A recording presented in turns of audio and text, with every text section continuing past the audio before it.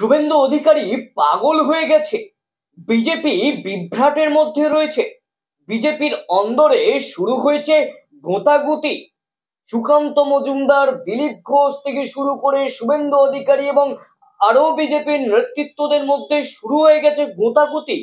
কে হবে রাজ্যের সভাপতি বিজেপির, সেই নিয়ে শুরু হয়ে গেছে ময়দানের লড়াই। এবং অস্থির হয়ে গেছেন রাজ্যের বিরোধী দলনেতা শুভেন্দু অধিকারী। এমনই কিন্তু প্রশ্ন তুলছেন তৃণমূল কংগ্রেসের একজন নেতা রিজু দত্ত। তিনি বলছেন শুভেন্দু অধিকারীর প্রায় পাগল হবার জোগাড়। কারণ শুভেন্দু অধিকারী প্রায় পাগল হয়ে গেছে, একেবারে তিনি অস্থির হয়ে উঠেছেন। এবার তিনি বিরোধী দলনেতা হয়ে তিনি বিজেপির একটি বৈঠক ডেকেছিলেন, মানে এমএলএদের নিয়ে, বিজেপির এমএলএদের। সেখানে অনেক এমএলএরা অনুপস্থিত, বিরোধী দলনেতার ডাকা বৈঠকেও অনুপস্থিত। তার উপর আবার এই যে শুভেন্দু অধিকারীর হারা, একের পর এক নির্বাচনে হার থেকে শুরু করে সদস্যতা অভিযানে ব্যর্থ, সেখানেও হার। আবার যাদের নাম প্রস্তাব হবে বলে জানা যাচ্ছে রাজ্য সভাপতি হিসাবে, তাদের মধ্যে বেশিরভাগই আবার হেরো, মানে লোকসভা নির্বাচনে তারা হারতে হয়েছে। তাই এই হেরোদেরকে নিয়ে কিভাবে সংগঠন চলবে সেটাও প্রশ্ন উঠছে। এবং সুকান্ত মজুমদার রাজ্যের সভাপতি, তিনি এখন প্রশ্ন তুলছেন যে পার্ট টাইম সভাপতিকে দিয়ে সংগঠন চলে না, তাই ফুল টাইম সভাপতি চাই। কিন্তু আদতে ফুল টাইম সভাপতি এলেই কি সংগঠন দাঁড়িয়ে যাবে, নাকি সেই পুরানো কর্মীদের কি দলে ফেরাতে হবে? শুভেন্দু অধিকারী আসার পর থেকে যেসব পুরানো কর্মীরা দল থেকে প্রায় সরে গেছে, তাদের হাতেই কি ব্যাটটা তুলে দিতে হবে? চলুন রিজু দত্ত আরো ঠিক কি বলেছে আমরা শুনে নেব। নমস্কার।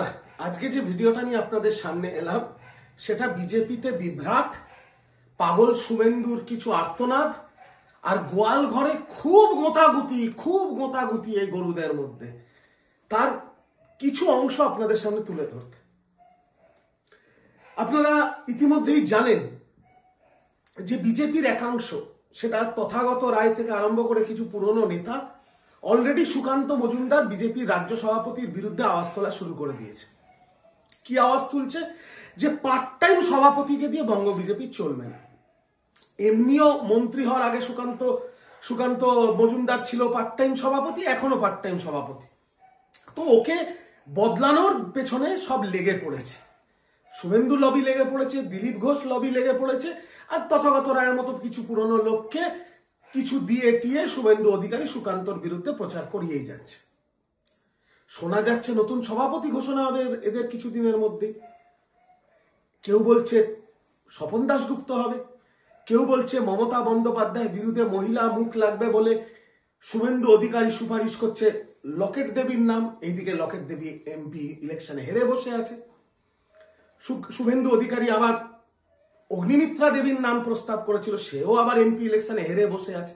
সব তো হেরোদের দল, কার নাম দেবে? প্রথম বিভ্রাট, কে সভাপতি হবে সেই নিয়ে গোয়াল ঘরে বিরাট গোতাগুতি, বিরাট চুলোচুলি। দ্বিতীয়, বাংলার বিরোধী দলনেতা শুভেন্দু অধিকারী। অধিকাংশ বিজেপির লোক এখন, আমরা বলা শুরু করছিলাম, এখন তারাও বলছে এ মালটা পাগল, এর ইলেকট্রিক শক দিতে হবে, যা নয় তাই করে বেড়াচ্ছে, কোনো সংগঠনের ব্যাপার নেই, একনায়কতন্ত্র চালানোর চেষ্টা করছে। শুভেন্দু অধিকারী কিছুদিন আগে বিজেপির বিধায়কদের বৈঠক ডেকেছিল, সেখানে বিজেপির এখন তো কমতে কমতে 65টা বিধায়ক, তার মধ্যে 30টা বিধায়ক অনুপস্থিত। 30 জন বিধায়ক যায়নি শুভেন্দুর মিটিংয়ে, বিরোধী দলনেতার মিটিংয়ে। সেই দেখে পাগল। বাংলাদেশ কাণ্ডকে নিয়ে বাংলায় দাঙ্গা লাগানোর চেষ্টা, অশান্তি করার চেষ্টা, 7 বার সময় চেয়েছে অমিত শাহর কাছে। আমি সূত্র মারফত খবর আমার কাছে, 7 বার সময় চেয়েছে শুভেন্দু অধিকারী অমিত শাহর কাছে। অমিত শাহ বলেছে তোমায় সময় দিতে পারবো না। হয়তো অমিত শাহ একে সময় দিতে চাইছেন না, কারণ ও যে নোংরামি, যে অবৈধতামি করছে সেটাকে প্রশ্রয় দিচ্ছে না কেন্দ্রীয় বিজেপি। কারণ বাংলাদেশ একটা ভিন্ন রাষ্ট্র। বাংলার মুখ্যমন্ত্রী তৃণমূলের দলনেত্রী বলেছেন আমরা এর মধ্যে ঢুকবো না, যা ব্যবস্থা নেবে কেন্দ্র সরকার নেবে। কেন্দ্র সরকার মুখে লিকোপ্লাস নিয়ে বসে আছে। কেন্দ্র সরকারের বিজেপির সবচেয়ে বড় নেতা, দেশের প্রধানমন্ত্রী, হিরোইনদের সাথে ছবি তুলছে, সিনেমা দেখছে, মুখে লিকোপ্লাস। আর শুভেন্দু এখানে ধরকাটা মুরগির মতো ধাই ধাই করে লাফাচ্ছে। অমিত শাহ পাগলটাকে সাইড করে দিয়েছে। আরেকটা কারণ অমিত শাহকে সময় দেয়নি, আমার যেটা ব্যক্তিগত স্তরে মনে হয়, অমিত শাহ ভয় পাচ্ছে, মাথা সম্পূর্ণ নষ্ট হয়ে গেছে, কথা না শুনলে যদি কামড়ে টামড়ে দেয় তাহলে তো মুশকিল। এই অবস্থায় শুভেন্দু কি করবে, তার উপর প্রবল চাপ। দিলীপ ঘোষ যখন সভাপতি ছিল, বিজেপির 18টা এমপি, 18টা না 20টা এমপি বলা যেতে পারে, শিশির অধিকারী আর দীপেন্দু অধিকারীকে যদি ধরা যায়, 20টা এমপিতে নিয়ে গেছিল। শুভেন্দু অধিকারী বিরোধী দলনেতা হওয়ার পর সেটা এখন নেমে 12টা এমপি। তার মধ্যে এখন খবর আসছে বিজেপির এমপি আর এমপি পদে দাঁড়িয়েছিল, ভোটে হেরে গেছে, আমি আর নাম বলছি না এখন, তারা এখন তড়িঘড়ি তৃণমূলে ফেরত আসতে চাইছে। যারা চার্টার্ড ফ্লাইটে করে গেছিল বিজেপি জয়েন করতে, তারা এখন অটো রিক্সা করে তৃণমূলে ফেরত আসার চেষ্টা করছে। এই অবস্থা। আমি দায়িত্ব নিয়ে বলছি, 6 থেকে 7 জন বিজেপির সাংসদ, 20 থেকে 25 জন বিজেপির প্রভাবশালী নেতা আর প্রায় 30 জন বিজেপির বিধায়ক রেডি হয়ে আছে তৃণমূলে নাম লেখাবে বলে। কিন্তু দিদি অভিষেক দার দরজা বন্ধ। অভিষেক দা বলেছিলেন না, আপনাদের স্মরণ করিয়ে দিই বাস্তব কথা, যদি একটু দরজাটা খুলে দেয় বিজেপির দলটা উঠে যাবে। সব ক্যামাকশিটের বাইরে রাস্তায় বসে আছে, একটু জায়গা দাও দাদা তোমার চরণ ধরার তলে। এই হচ্ছে বিজেপির অবস্থা। আর শুভেন্দুর বড় বড় ভাষণ, শুভেন্দু আজকে বলেছে আমি যেদিকে তাকাই তাকেই ধ্বংস করে দিই, আমি যার দিকে তাকাই তাকেই ধ্বংস করে দিই। ঠিক কথা বলেছে। এখন তো শুভেন্দু রোজ ফলাও করে অনুষ্ঠান করে মন কি বাত দেখছে, তো ঠিকই আছে, শুভেন্দু এখন মোদির দিকে ডাইরেক্ট তাকাচ্ছে। তাই যাদের একক সংখ্যাগরিষ্ঠতা ছিল, এখন দুটো দলের কাঁধের ওপর ভর দিয়ে সরকার চালাতে হচ্ছে। এত নরেন্দ্র মোদীর দিকে তাকিয়েছে শুভেন্দু অধিকারী, এত মোদিজি করেছে, অযোধ্যায় বিজেপি হেরে গেল, বেনারসে হারতে হারতে মোদিজি জিতেছে। তো শুভেন্দু অধিকারীর মতো অপয়া, শুভেন্দু অধিকারীর মতো পাগল এই বিশ্ব ব্রহ্মাণ্ডে দুটো নেই। আমরা অপয়া বেঈমানকে গদ্দারকে বিদায় দিয়েছি, আর সেই গদ্দার অপয়া পানাউতিকে আপন করে নিয়েছে বিজেপি, তার ফল এখন ভোগ করতে হচ্ছে। কিছু নেই, কিচ্ছু করার নেই। কিছু দিনের মধ্যে আবার বলছি, বিজেপির প্রভাবশালী নেতারা, বিধায়করা সব দেখবেন কিভাবে শুভেন্দু আর বিজেপিকে ছেড়ে দেয়। কারণ বিজেপির অবস্থা হচ্ছে, পুরো বিজেপির দলটা এখন দুটো স্তরে, ভালো করে বুঝুন, দুটো স্তরে দুভাগে বিভক্ত হয়ে গেছে। কিভাবে? প্রথম স্তরটা হচ্ছে আদি বিজেপি, নব্য বিজেপি। আদি বিজেপি মুরলীধর সেন স্ট্রিটের সামনে সুকান্তর পোস্টারে জুতোর বাড়ি মারছে, জুতোর বিজ্ঞাপন, বলছে মানি না, মানবো না। আদি বিজেপি বাইরে প্রতিটা জেলায় পোস্টার লাগাচ্ছে, নতুন দালালগুলোকে মানছি না, মানবো না। আর দ্বিতীয় স্তর হচ্ছে শুভেন্দু ভার্সেস সুকান্ত ভার্সেস দিলীপ। দিলীপ দা যে দলকে 3 থেকে 77-এ নিয়ে গেল, তাকে শুভেন্দু লাথি মেরে পাঠালো আন্দামান। তারপর জেতা সাংসদকে মেদিনীপুর থেকে সরিয়ে আসানসোলে পাঠিয়ে হারিয়ে দিলীপ দার পুরো কেরিয়ারটাকে ভোগে দিয়ে দিল শুভেন্দু। দিলীপ দার ফুল টিম এখন শুভেন্দুর পেছনে লেগেছে। শুভেন্দু সুকান্ত মজুমদারের পেছনে লেগেছে, কারণ ও মন্ত্রী হয়ে গেছে বলে।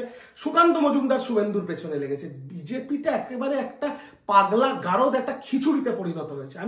আমি দায়িত্ব নিয়ে বলছি, বঙ্গ বিজেপি কোনো রাজনৈতিক দল নয়, এটা একটা পাগলা গারদ। আর এই পাগলা গারদের প্রধান পাগলের নাম শুভেন্দু অধিকারী, যাকে ইলেকট্রিক শক না দিলে বাঁচানোর কোনো রাস্তা নেই।